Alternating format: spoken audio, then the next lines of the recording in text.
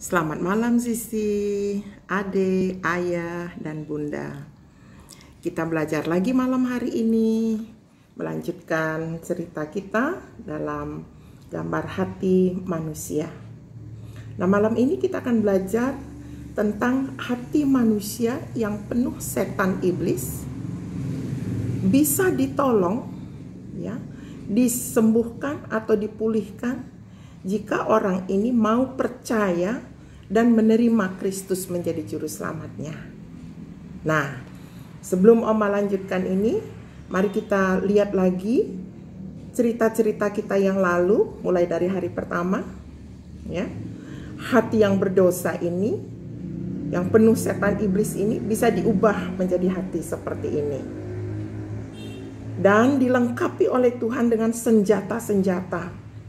Mulai dari helm, ketopong keselamatan, baju sirah keadilan, ikat pinggang kebenaran, pedang roh, dan perisai iman. Dua-dua itu asalnya dari firman Allah. Lalu kasut, kaki harus pakai kasut. Kerelaan memberitakan Injil damai sejahtera. Artinya mau menceritakan kepada orang lain perbuatan-perbuatan Tuhan yang besar yang sudah Tuhan kerjakan dalam hidup kita. Nah, itu hari pertama. Hari kedua kita belajar lambang-lambang dari dosa ini. Ada anjing yang menggambarkan sifat yang suka ngomel, suka bertengkar. Ada ular yang suka berbohong, licik. Ada macan yang sifat suka marah-marah. Ada kura-kura yang malas. Ada babi yang menggambarkan sifat yang rakus. Ada kambing yang menggambarkan sifat yang suka melawan. Ada burung merak yang menggambarkan sifat yang sombong. Dan itu semua diatur oleh setan iblis yang dapat tempat di dalam hati manusia. Nah, itu kita belajar di hari yang kedua, ya. Hari yang ketiga kita belajar tentang surga dan neraka. Jadi ada tempat di seberang sana sesudah meninggal, ada dua tempat yang menanti kita, yaitu surga dan neraka. Mau menuju ke tempat itu ditentukan pilihan kita waktu di dunia. Ya, sama seperti kita mau naik bis, mau jurusan mana. Kalau mau jurusan Merak, ya beli tiket ke Merak. Kalau mau jurusan ke Bandung, ya beli tiket ke Bandung. Sama, waktu mau pergi ke salah satu tempat ini, beli tiketnya dari dunia ini. Yang mau ikut Tuhan Yesus, beli tiket di Tuhan Yesus, pasti masuk surga. Yang mau ke neraka, ya beli tiketnya dari iblis. Ya, nggak usah beli, gratis dikasih. Masuk ke sini, ya. Oke. Dan di sini tempatnya senang, di sini tempatnya susah. Mau pilih yang mana? Hari keempat kita belajar tentang tubuh manusia, ya. Tubuh manusia ini merupakan kesatuan dari tubuh, jiwa, dan roh, ya. Apa fungsi tubuh? Tubuh gunanya supaya kita bisa dilihat orang, bisa komunikasi. Sisi bisa lihat Oma bisa lihat Sisi. Kalau nggak pakai tubuh, hanya roh nggak bisa, ya. Nah, kalau jiwa ini fungsinya kita bisa berkomunikasi dengan diri, bicara dengan diri sendiri, ya, merenungkan, ya. Kalau roh ini untuk bicara dengan Tuhan, ya. Tuhan bicara kepada roh kita langsung. Oke. Waktu kita meninggal, yang dikubur tubuh kita, jiwa dan roh kita dibawa oleh malaikat ke surga. Nah, hari kelima, hari kemarin, ya, kita sudah belajar tentang hati yang penuh setan iblis ini, ya. Kalau mau menerima Tuhan Yesus sebagai juru selamat, setan-setannya diusir keluar. Ya. Ini gambarannya. Setan-setannya diusir keluar semuanya. Ini gambarannya, ya. Tuh. Jadi waktu seorang mau terima Yesus, setannya diusir oleh terang dari Alkitab, terang dari Roh Kudus, ya. Lalu diberikan menjadi hati yang baru, ya. Diberikan menjadi hati yang baru, yang bersih, seperti ini. Ada Alkitab di dalamnya yang menggambarkan orang itu pasti suka membaca Alkitab. Ada salib Kristus yang mengesahkan bahwa ciptaan baru ini benar-benar ada, ya, benar-benar bisa karena Yesus berkorban. Ada Roh Kudus yang mendiami hati itu. Tadi setan iblis nggak bisa masuk lagi kecuali kitanya mau dia masuk. Ya males-males aja baca Alkitab, ya ngelawan-ngelawan aja sama orang tua. Jadi dia mau masuk lagi. Nah, mana itu gambarnya ya? Nanti Oma kasih tunjuk dulu. Ini kalau hatinya sudah terima Yesus tapi nggak mau baca Alkitab, ya, nggak mau menyanyi, nggak mau berdoa, nggak mau sembahyang, ya setan iblisnya mau masuk lagi, ngelawan-ngelawan orang tua, marah-marah, ya masuk lagi.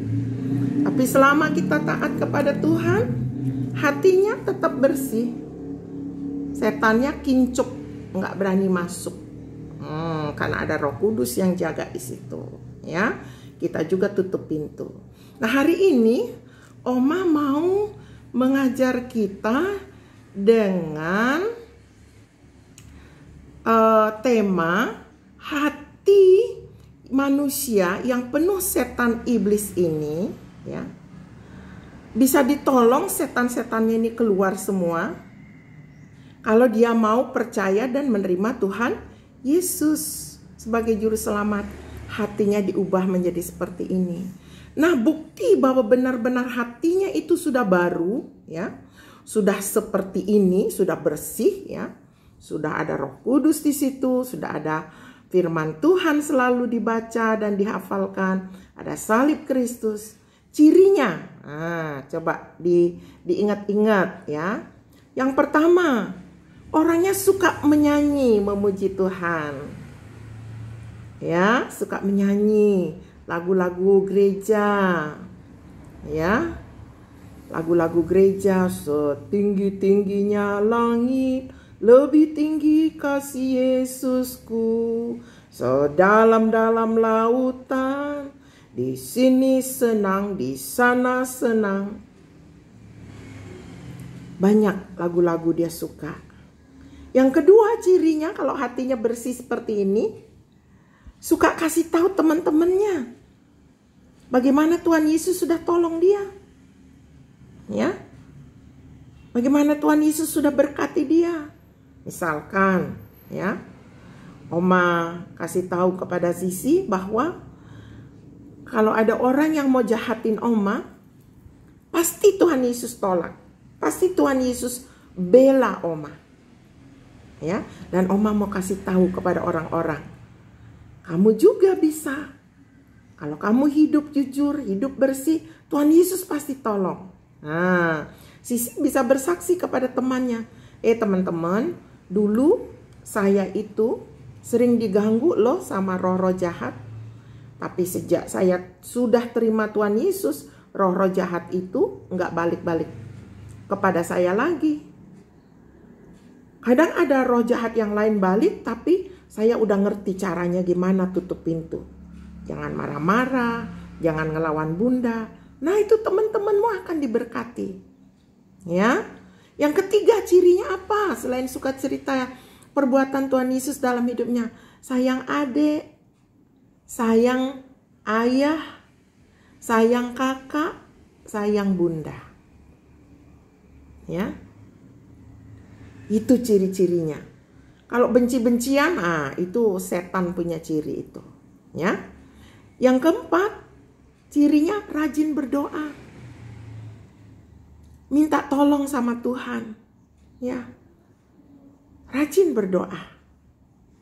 Yang kelima, orang ini yakin bahwa dijagai oleh Tuhan, malaikat-malaikatnya selalu menjaga. Dan Roh Kudus selalu ada di dalam hatinya seperti gambar ini. Nggak lupa ada Allah yang bersama. Siapa yang bisa lawan? Jika Allah di pihak kita, siapa yang bisa lawan kita? Nggak ada. Yang keenam, kalau dia sakit dia minta sembuh dari Tuhan dan tidak takut minum obat. Ya. Yang ketujuh, sebelum belajar, berdoa dulu, minta kepintaran dari Tuhan. Supaya Tuhan kasih pintar, bisa selesaikan sekolahnya dengan baik. Yang kedelapan, sebelum makan, ucap syukur dulu. Tuhan sudah beri makanan. Tuhan janji, makanan kita akan diberkati, minuman kita akan diberkati, sehat diberi, penyakit dijauhkan, setan-setan juga diusir. Ya. Yang kesembilan, sebelum tidur juga berdoa dulu. Minta perlindungan Tuhan supaya bisa tidur enak, tidur dengan damai. Yang kesepuluh, waktu bangun tidur, berdoa dulu sebelum melakukan aktivitas. Jangan langsung ambil gadgetnya main game. Salah. Doa dulu, minta tolong sama Tuhan, ucap syukur sudah bisa tidur baik. Ya. Jadi selalu mohon tolong sama Tuhan sepanjang hari.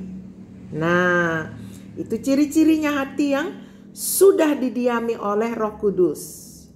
Nah, coba Sisi periksa.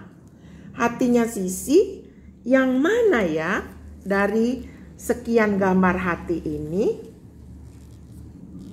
Yang inikah? Ya? Yang inikah? Ini yang belum terima Yesus. Ini yang baru mau terima Yesus.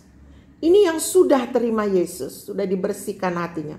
Ini yang menolak Yesus. Nggak mau tobat. Nggak mau berubah. Ya. Marah mau tetap marah aja. Ya. Nggak peduli. Nah, ini nanti hatinya jadi kayak gini. Kalau nggak mau hafal ayat, suka melawan bunda. Di sini hatinya. Nah, Oma harapkan Sisi sudah punya hati yang di sini. Yang dibersihkan oleh Tuhan, didiami oleh Tuhan, dan penuh dengan sukacita. Nah, malam ini Sisi hafal lagi ayat Efesus 6 ayat 1. Hai anak-anak, taatilah orang tuamu di dalam Tuhan, karena haruslah demikian. Ya, itu ada janji. Supaya kamu panjang umur dan bahagia di bumi. Nah, sampai sini dulu Oma berdoa buat Sisi. Tuhan, hamba berdoa untuk Sisi, adik, ayah, dan bunda. Siapa saja yang mendengarkan renungan ini, berkati Tuhan. Pulihkan. Di dalam nama Yesus, Oma mohon berkat ini. Amin.